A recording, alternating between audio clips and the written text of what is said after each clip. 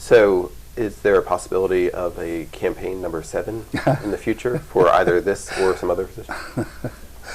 Let me talk about elections for just a minute.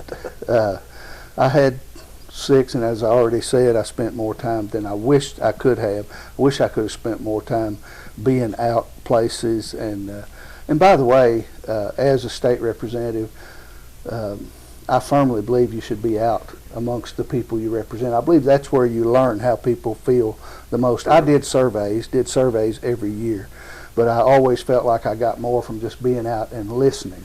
And that's a lesson in life. You know, sometimes I think when we get about 50 years old or so, we think we know everything and we want to talk all the time. We stop listening. Well, we need to listen. Listening is always important. And as a legislator, it's more important than ever. And I've seen legislators who want to put out their idea in a stronger fashion than the one they're listening to, and that's not a good thing. Those people usually don't do well. So listening is very important. Elections, you know, as I said, I had 6. I had 3 the first year and then 3 after. Probably twice as many as people who've been in there twice as long as I have. So I felt like I pretty much am familiar with elections. And it's gotten worse since the 5 years. I remember the first campaign I had against a gentleman named Leo Johnson over at Casey County. It was very civil. We actually got together and we talked about what he believed and what I believed, and we didn't bash each other. Now maybe now he wishes he had, because that might, maybe he would have won the election. But he later. Actually, his wife told me the next election she voted for me, so so we left with a really good relationship. And then my election with Mr. Pickrell, I thought, was very respectable also.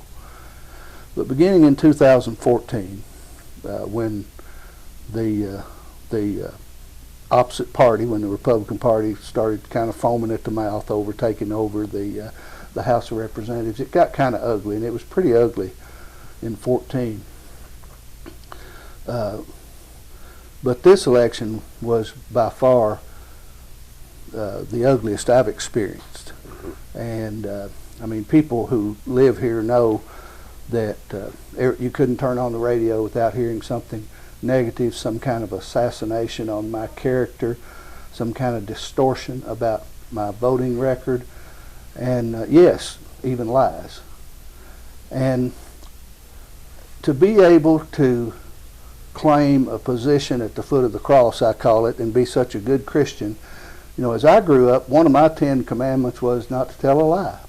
But apparently in politics, we have reached the point where, and this is not just my election, it's all over, it doesn't matter whether you say the truth or not. We have examples of it in recent elections, and that bothers me. To be a Christian and to sanction falsehoods and character assassinations just somehow doesn't feel right to me, and that's only me. Everybody will have to form their own opinion about that, and I lost the election, and I accept that. And personally, I'm probably better off because now I can devote my time to my family. I'm not sure the area is better off, though. But elections are one of the, they got progressively worse. As by the 6th election it was ugly and sleazy, and the first election I thought was the way it ought to be done. But I worked hard in all elections,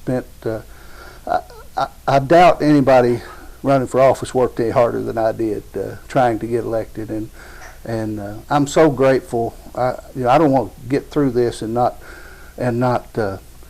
be sure that I communicate to your listeners, to your viewers, that I'm as grateful. I'm a better person. I'm a better human being.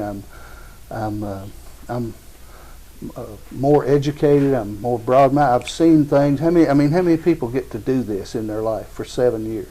So I'm so fortunate and blessed more so, I've gotten a lot more than I've earned out of being a representative for 7 years. So I don't want anybody to think that I'm bitter or angry. But the elections process is really disappointing to me now. Well, we appreciate all the work that we've had the opportunity to work with you on, and all that you've done for Marion County and for the 24th District as well. And hopefully, potentially, we may get to see if there is another campaign in the future. Get to work Did on that. I say I'd say something about that before this is over? I believe I did. Well, Gary, at this point, I have no intentions of running again.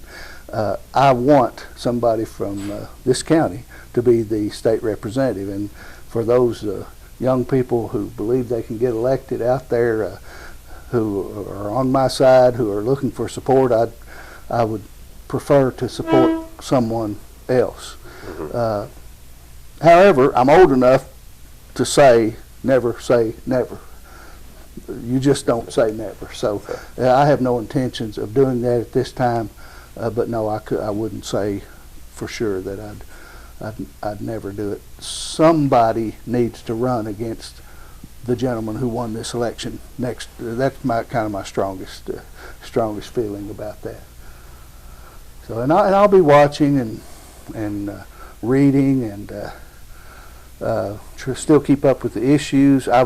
Anybody who, I don't have that many requests, but anybody who wants me to come and speak to a group about my beliefs, where we're going in the future, or my 7 years in office, or how the General Assembly works, I'm still more than willing to do that, because I am passionate about government service. I mean, it's provided my livelihood for my entire life, and I do believe government has a role. One of the things that concerns me about our future is that we keep hearing about smaller government and smaller government.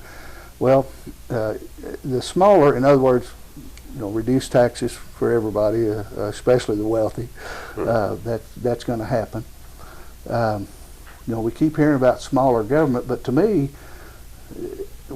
we don't want smaller government and have to trade it for bigger corporations. I mean, by shifting everything to the private sector, I'm not sure that bigger corporations are good for us, for this state and this country either. So it's good for the profiteers and the CEOs and the people on that end of the spectrum, but I think probably the right way to do it is have the right size government doing the things it should be doing, and collecting enough tax to do those things, and then private industry be doing the things that they should be doing, and collecting their profits for those things. So with the recent elections, I think the balance has been tilted in favor of corporations, and yes, I think the wealthy. And so we'll just watch. We'll watch and see what happens. I know in the General Assembly in Kentucky there are some things that are going to happen this year that we're going to have some changing some laws about that are going to, in my opinion, make it harder for people who work, especially those who work at the low end of the scale. What I believe in is fair day's work for a fair day's pay. And so I believe businessmen should make profits, but I also believe employees should be treated fairly. And I'm not sure that's the direction we'll be going in with this change. And there's a lot of other issues that will be changing. That we're going to have some changes in the Affordable Care Act, and we're going to have some changes in our educational system, and we'll just have to wait and see whether they're good or not. With all that said, Gary, elections have consequences, and the voters spoke during this last election. So now we have Republicans basically in charge of this state and in charge of this country, and we'll see where that takes us. And if we're near the end, I'd like to say what I always say at the end of these discussions: regardless of the issues, the disagreements, the different beliefs we have, the problems we face, we still live, and I believe this with all my heart, we still live in the best country in the world. And I love Kentucky.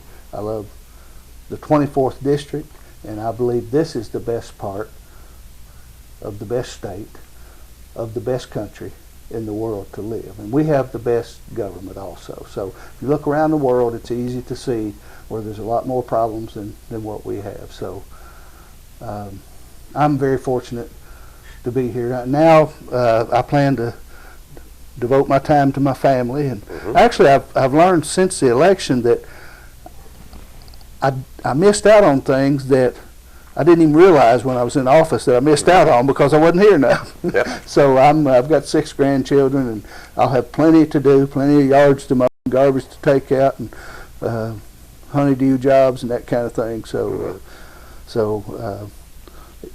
if I can just end by saying thank you to all you who have allowed me to represent you for these 7 years. It's been the honor of my life, and I'm forever grateful to you.